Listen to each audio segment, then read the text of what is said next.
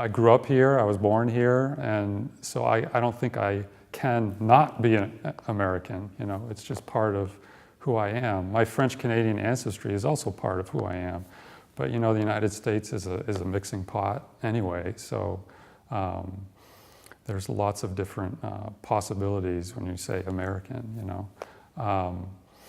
So yeah, I think just having grown up here and been exposed to all different kinds of the music that you hear, you know, growing up here, whether it's from popular culture, whether it's from classical music, contemporary classical music, new music, it all feeds into it, I think.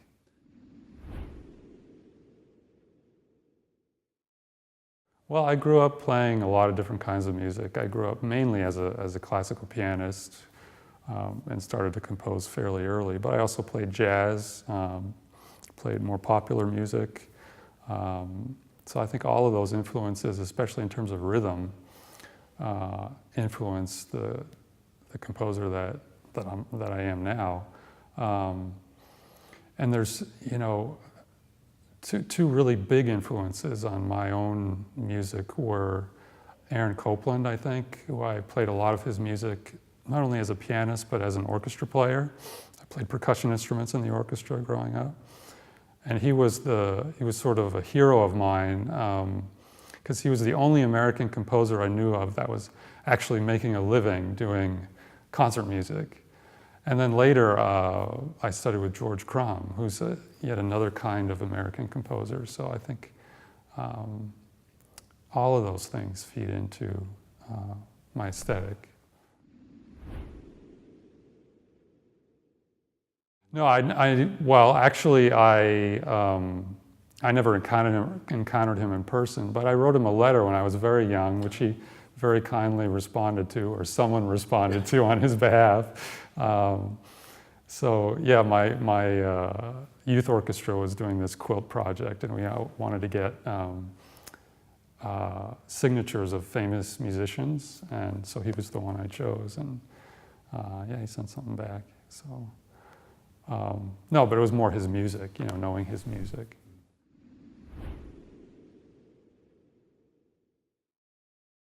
I have this sketching process whereby I sketch things out without any regard to writing things on the staff. Sort of the staff for me is kind of scary at first, so it's much more thinking about larger sections and larger ideas, and then putting in the details later on. So it's very much a sort of an abstract process at first.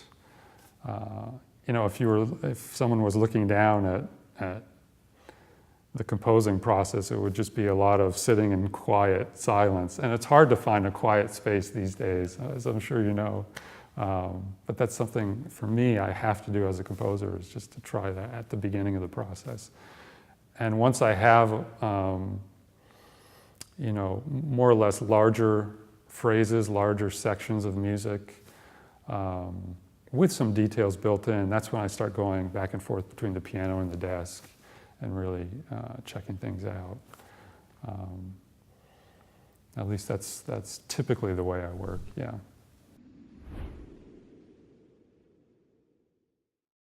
Well, the piece started as a kind of project with the LA Chamber Orchestra for their concertmaster, Margaret Bater, and branched out from there to other orchestras and concertmasters. So I'm really looking forward to working with Frank Almond on this piece. The piece itself is in 2 movements, and it's basically, the orchestra is basically a slightly smaller size orchestra. So it's, rather than winds by 3s and a large brass section, it's basically winds by 2s, just a couple horns and a couple trumpets, and piano and percussion. And one of the things I wanted to do was really make this, at least parts of it, a dialogue between the soloist and the orchestra. So the first movement is really kind of two movements in one. It's this very ethereal, slow lyrical section. The lyrical properties of the violin are really come to the fore in this section, and the high strings with the percussion of the piano kind of create this atmosphere which the violin can sort of hover with. And that goes directly into a much more rhythmically active scherzo section, basically, in which, again, there's this rhythmic dialogue between the orchestra and the soloist. And then the A section, the slow lyrical music comes back. So that first movement is almost kind of a big arch with the scherzo as the main material in it. The second movement was a real challenge for me. I set up the challenge for myself. I wanted to write something that moved sort of freely in between pulse-oriented music, fast pulse-oriented music, and almost aleatoric sounding, non-pulsed music. And at the beginning of the piece, of the movement, the second movement, it sort of goes back and forth between those two things, sort of at the drop of a hat. It just changes on a dime.